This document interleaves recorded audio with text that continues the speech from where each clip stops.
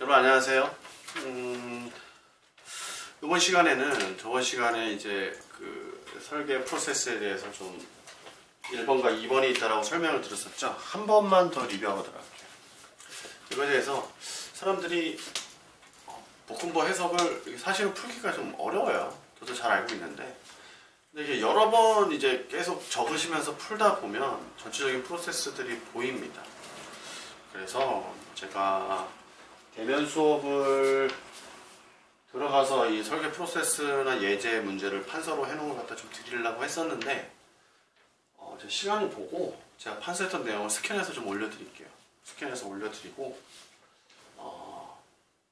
일단은 이번 시간에는 볶음보의 설계 휨 모멘트 강도를 계산하는 실제 예제 문제를 가지고 계산을 하도록 하겠습니다. 자, 프로세스 2번 중립축 재산점 중요합니다. 이 포인트만 좀 알고 계시면 될 것 같아요.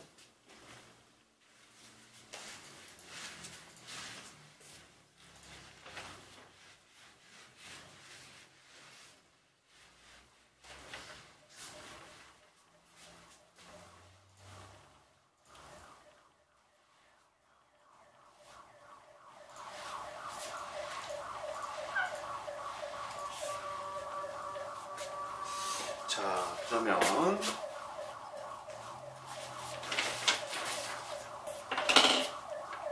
문제를 한번 써볼게요. 여기다 문제를 볼까요? 프로세스를 아니다. 이쪽에 놨겠네요. 여러분들이 보시기에는 여기가 더 나을 것 같아요.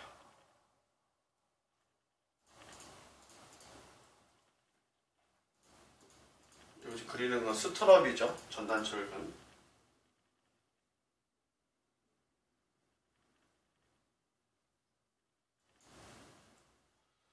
현재 보는 320에 전체 높이는 600으로 가정을 할 수가 있고요. 600mm죠. mm고 제가 미리 계산을 했는데 6대의 HD 22mm와 2대의 HD 22mm로 단면이 구성되어 있고, D값과 DT값은 각각 계산을 해보니 DT값은 539mm고 D까지의 거리는 D값은 515.5. 계산하는 방법을 한 번 더 알려드리면, DT 값은 전체 높이 H니까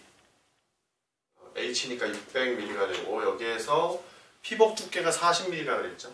40mm를 제외하고, 스트럽이 지금 현재 10mm 정도로 가정을 해놓은 것 같아요.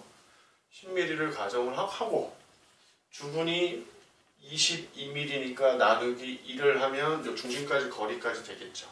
그래서 이 값이 바로 539mm가 되고요. D값은 어떻게 돼요? 전체 높이 600에서 피복 두께 40 빼고 스트럽 10 빼고 22mm 주근까지 뺀 상태에서 굵은 골재 최대 치수 25mm를 나누기 2값 하면 된다 그랬죠. 25 나누기 2를 하니까 515.55mm가 산정이 된 것 같습니다. 자, 어떻게 산정되는지 알겠죠? 우리가 이렇게만 주면은 우리가 풀 수가 없죠. 그렇기 때문에 FCK는 당연히 주어지겠죠. 24MPa이고 FY는 400MPa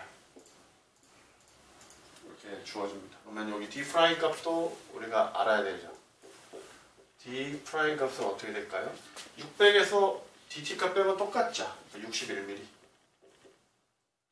이러한 보에 파이 MN을 산정을 하는 게 문제입니다. 전체적으로 이제 그럼 또 뭘 또 알아야 되죠? 이게 HD 22mm니까 22mm의 단면적은 얼마죠? 387mm죠. 뭐 두 개가 있으니까 AS부터 가죠. AS는 284 곱하기 맞나? 387이죠. 387 곱하기 2니까 774mm 제곱이 되고요. AS 프라임. AS는 6대의 HD 22mm니까 2322mm 제곱이 나옵니다. 이거는 우리가 얘는 주어지는 값이고 밑에는 주어지지 않는다 그러면 직접 철근의 단면적을 알아야 계산을 할 수가 있겠죠. 그렇죠? 네, 그렇기 때문에 프로세스상 보면 자, 첫 번째로 이제 뭘 제일 먼저 한다 그랬죠? 뭐 당근보든 볶음보든 모두 다 동일하다 그랬죠. 최소 철근량 산정이 먼저죠. 그죠? 최소 철근량 산정을 해서 검토를 하는 거니까 검토란 말을 쓸게. 검토해서 대단위로 가야 되죠. 1번 대단위로 가고 소문자 1번에 최소 철근량을 산정하려고 그러면 최소 철근 비를 알아야 된다. 로 미니멈이니까 0.25 루트 FCK가 24 그죠? 그 다음에 FI 400이고 1.4를 400으로 나눈 값 중에 최대값이니까 이게 0.0035가 됩니다. 둘 중 하나의 큰 값. 그 다음에 두 번째로 이제 뭘 할 수가 있죠? AS 미니멈 계산할 수 있죠. 미니멈, 최소 철근량이라는 뜻이죠. 그러면은 low 미니멈 BD라고 했으니까 0.0035 곱하기 B값이 320에 D값은 515.5가 되니 이 녀석이 577.4mm 제곱이라고 나오니 실질적인 AS 값인 2322보다 작죠. 2322mm보다 작으니까 최소 철근량은 만족을 하더라라는 겁니다. 최소 철근량은. 그럼 두 번째로 이제 어떠한 프로세스가 있다 했죠? 뭐 순인력, 변형력도 있고 최소한 변형력 많지만 그냥 중립축 산정으로 갈게요. 깔끔하게. 아까랑 똑같이 중립축 산정으로 들어가서 아까도 얘기했죠. 압축 철근이 항복하는지 안 하는지는 이 밑에 철근량에서 위에 철근량을 뺀 상태에서 우리가 중립축을 산정해서 변형률을 계산해 보면 된다라고 했었죠. 그렇기 때문에 첫 번째로 등가운의 불로 계산해서 0.85 FCK 24에 B값이 320이고 AS 값이 2322에서 두 개를 빼니까 774를 제외해주면 그렇죠? 곱하기 FI 400이라고 했으니까 이 A 값의 거리는 약 95mm 정도가 나와요. 그러면 C값은 어떻게 A 나누기 베타 1이라 했죠. 베타 1 값은 FCK가 28MPa 미만이기 때문에 0.85가 되겠죠. 얘를 0.85로 나누니까 대략 111.8mm라는 수치가 나옵니다. 중립축 산정을 했고 얘를 가지고 이제 세 번째로 뭐가 있었죠? 압축 철근의 항복 여부를 검토한다 했죠. 왜 한다 했죠? 실질적으로 진짜 항복하면 이 중립축이 맞다 그랬죠. 실질적으로 항복하면 이 중립축이 맞는 거고요. 항복을 하지 않는다 그러면 이 중립축은 틀린 거다라고 표현을 했습니다. 근데 요 예제는 항복을 하지 않습니다. 항복하는 예제는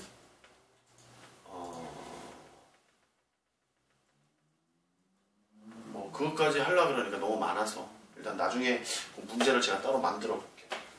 그래서 압축 철근의 항복 여부를 검토하는데 그러면 어떻게 했었죠? 입실론 S 프라임은 C 값이 111.8에 C가 111.8 마이너스 61mm D 프라임을 빼준다고 했었죠. 여기에 0.003을 계산을 해보니 이 0.003은 콘크리트의 극한 변형률이죠.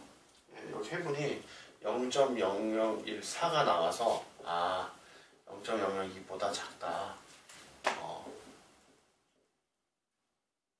항복하지 않는다라는 결론이 쓰는 거예요. 항복하지 않으면 우리가 프로세스 몇 번이라고 했습니까? 프로세스 2번이라고 표현해서 했었죠? 항복하지 않으면.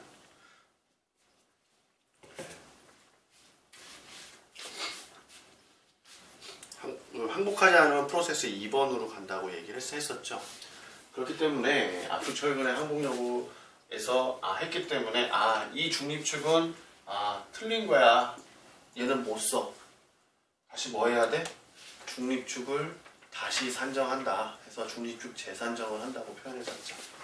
그럼 지금까지 이렇게 돼 있으니까 이걸 빼고 다 지우고 4번 중립축 재산정부터 다시 가볼게요. 왜? 양이 많아서 이걸 지우고 가야 될 것 같아요.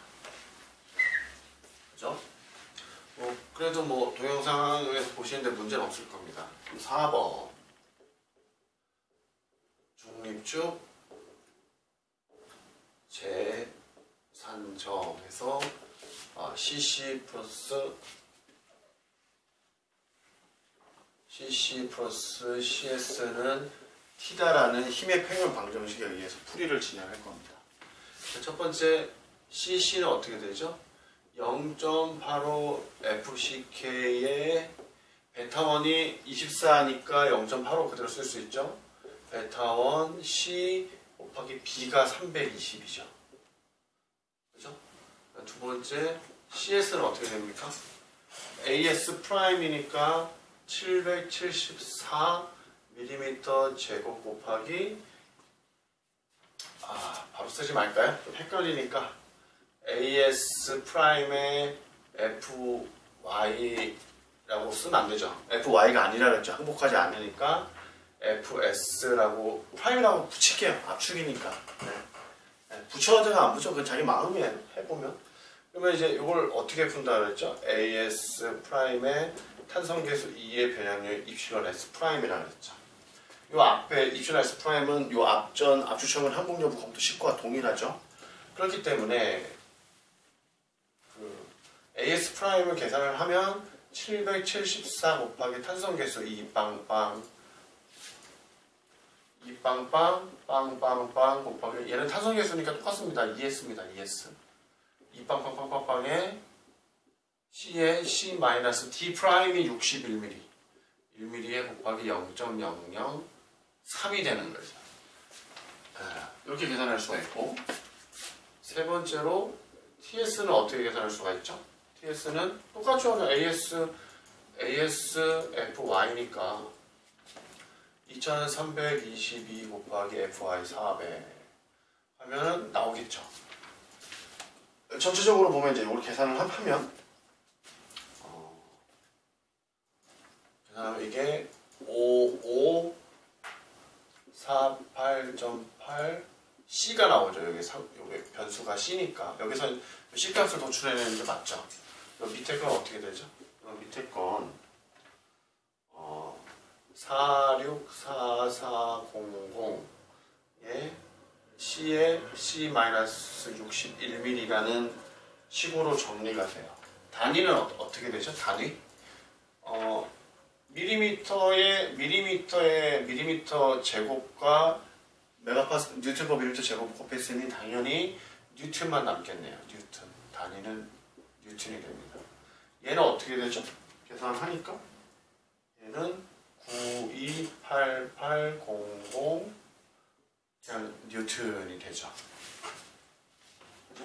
그렇기 때문에 이 녀석을 이제 CC 플러스 CS는 T다라는 식으로 가지고 들어와서 계산을 해보면 5548.8 C 플러스 464400 C의 C-61은 T는 9288빵빵이 되는 거죠. 여기서 이제 이 녀석 때문에 문제가 생기죠. 어떤 문제가 생깁니까? 계산할 수가 없어요.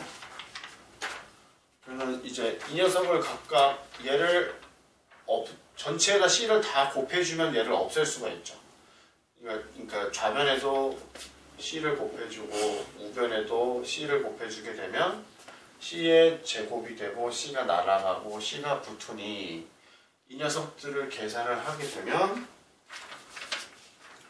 C 값을 뽑아낼 수가 있죠. 지금부터. 그러면 이제 2차 방정식이 2차 방정식이 생기는 겁니다. 2차 방정식. 그렇기 때문에 2차 방정식이 생기기 때문에 근해 공식을 이용해서 풀이를 하셔야 되고요. 근해 공식에서 풀이를 하셔야 되고, 근해 공식이 어려우니 계산기 사용법을 배워서 계산기로 뚫기라 그랬죠. 모든 자격시험에는 계산기를 들고 들어갈 수 있게 되어 있습니다. 그렇죠? 대신에 저장되어 있는 계산기는 안 돼요. 일반 계산기 중에서도 저장 안 되는 계산기들은 가지고 들어가서 우리가 계산할 때 사용할 수 있게끔 법적으로 되어 있습니다. 이렇게 해서 이제 풀이를 해보면 C 값은 얼마가 나오냐 하면 124.7mm가 나오고, A는 어떻게 구하죠?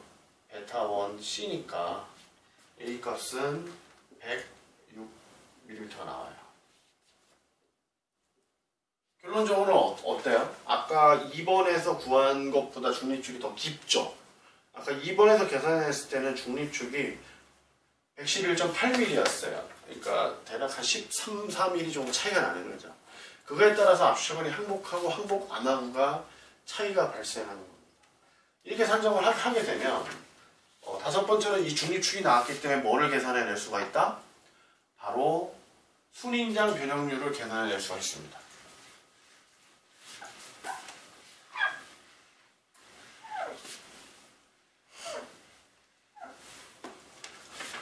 다섯 번째로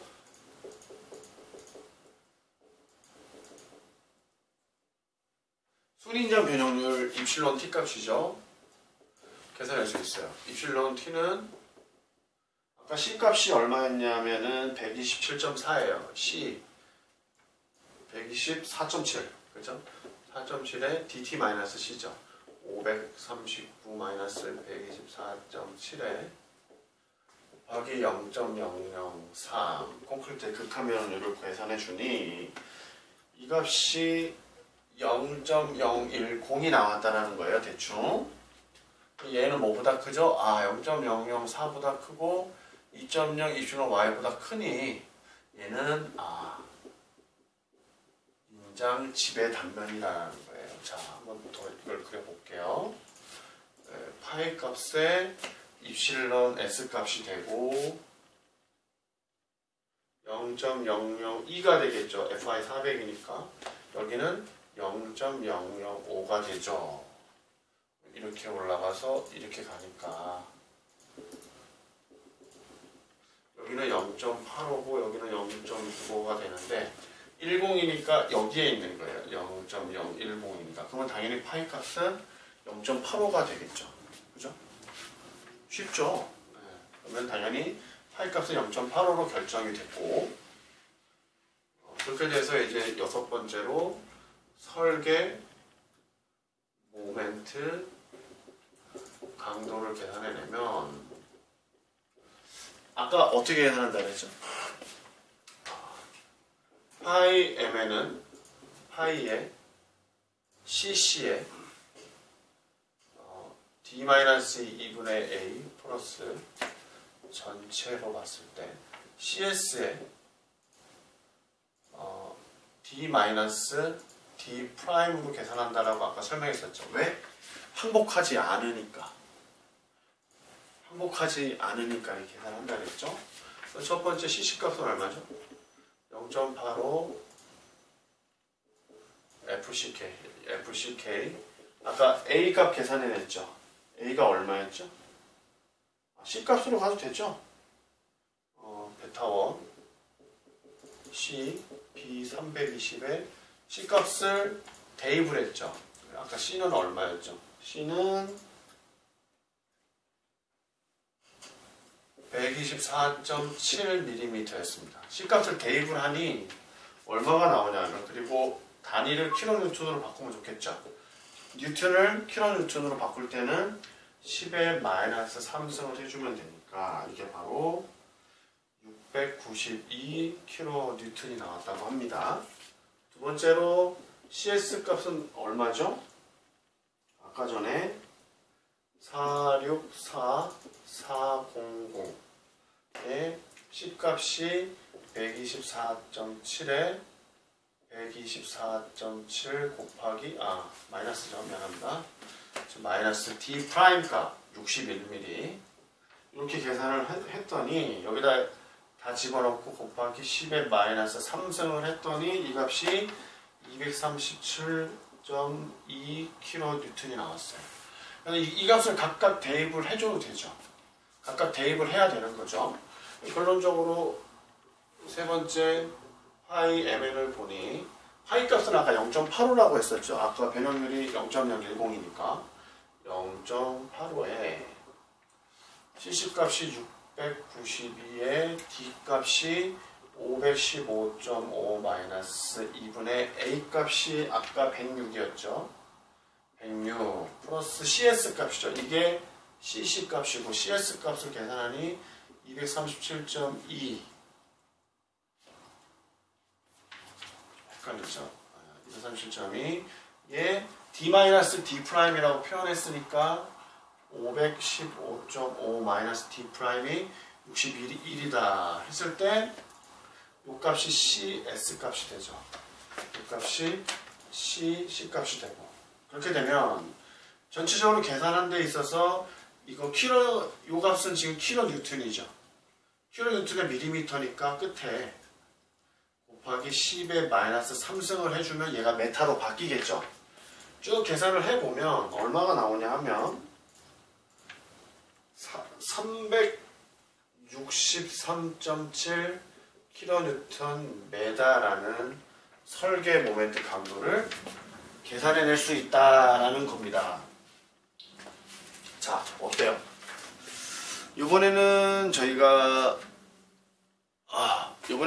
이제 설계 모멘트 강도를 계산함에 있어서 프로세스 몇 번이었죠? 이렇게 되면 프로세스가 2번이 되는 거죠.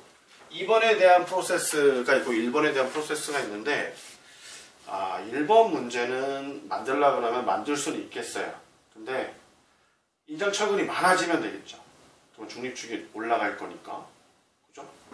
인장철근이 뭐 8대다. 8대 정도 되면 1번 프로세스에 대한 문제가 될 것 같고 지금은 인장철근보다 압축철근이 이렇게 뭐 많다 적다 보다는 좀 비율이 이게 항복하지 않는 비율이더라 라는 거죠. 그래서 항복하지 않았기 때문에 압축철근을 항복하지 않았기 때문에 중립축을 다시 산정을 했죠.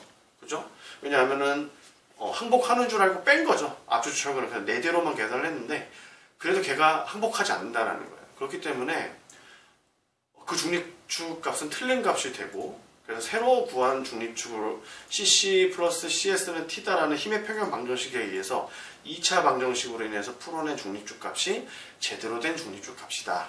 그리고 그 중립축으로 우리가 주인장 철근에 대한 그 순인장 변형률을 계산해 보니 인장집의 단면이고 결국은 인장집의 단면 중에서도 0.005를 상회하는 0.010이었기 때문에 파이 값은 85%를 쓸 수 있었다는 거죠. 그리고 우리가 중요한 cc 값과 cs 값을 이용해서 설계 모멘트 강도를 계산해 보니 결론적으로는 363.7 킬로뉴턴 메다가 나오더라 라는 겁니다. 자, 어때요? 좀 어렵죠? 근데 이제 문제라는 게 원래 뭐 쉬울 수도 있고 어려울 수도 있는데 당근법부터 모를 때는 당근법부터 다시 돌아가서 차분하게 풀어오는 거를 추천을 합니다. 어려워요. 이게 생각보다 계산기 실수도 진짜 많이 하고요. 쉽게 얘기하면 산수가 안 되는 경우예요. 산수. 2차 방정식까지 어차피 계산기가 모두 풀어주죠. 그럼 이거를 계산기를 잘못 누르게 되면 결과값도 다르게 나옵니다. 절대 암산으로 못 풀어냅니다. 뭐 풀어내는 사람도 있겠죠. IQ 뭐 한 200 이상 되는 그런 사람들은 풀어낼 수 있겠지만 저같이 그 IQ가 이렇게 높지 않은 사람들은 계산기를 빨리 어떻게 사용하는 그 툴을 먼저 익히는 게 빠를 수도 있어요. 계산기의 도움이 꼭 반드시 필요한 학문입니다. 얘만 그런 게 아니죠. 역학도 그렇고 철골도 그렇고 콘크리트도 그렇고 우리 구조 쪽에서는 계산기를 제대로 사용하지 않는 경우에는 무조건 틀리게 돼 있어요. 그렇기 때문에 계산기 사용법을 반드시 숙지를 하시고 이 계산기를 정확하게 잘 이용을 하셔서 현재 오늘 제가 보여드린 이 프로세스에 대해서 명확하게 짚고 넘어가야 될 것이라 생각이 됩니다. 자, 그러면은 오늘은 이제 이번 시간은 여기서 이제 마무리를 하는 게 좋겠죠? 그죠? 그렇기 때문에 좀 힘들 거라 생각은 들어요. 그래도 아직 우리가 비대면 강의고 저도 최선을 다해서 여러분들이 이해를 시키기 위해 노력하고 있습니다. 그러니까 그 강의 보니까 제대로 안 보고 그냥 댓글만 다는 학생도 많더라고요. 1분 단위로 댓글을 다시는 분들도 계시더라고요. 근데 그건 좀 아닌 것 같고 선생님들도 좀 열심히 하고 있는데 듣기 싫고 좀 보기 싫더라도 이번 학기에서 제가 거꾸로 실망하는 경우는 없었으면 좋겠습니다. 여러분들도 제 강의에 좀 실망할 수도 있겠지만 저는 일단은 최선을 다하고 있습니다. 여러분들도 꼭 최선을 다해서 이번 코로나 사태를 잘 극복하고 우리 다음 학기에 보더라도 즐겁게 웃으면서 그리고 대면 강의 할 때도 즐겁게 볼 수 있게끔 그렇게 열심히 해줬으면 좋겠습니다. 건강관리 유의하시고 다음 시간에 뵙겠습니다. 고맙습니다.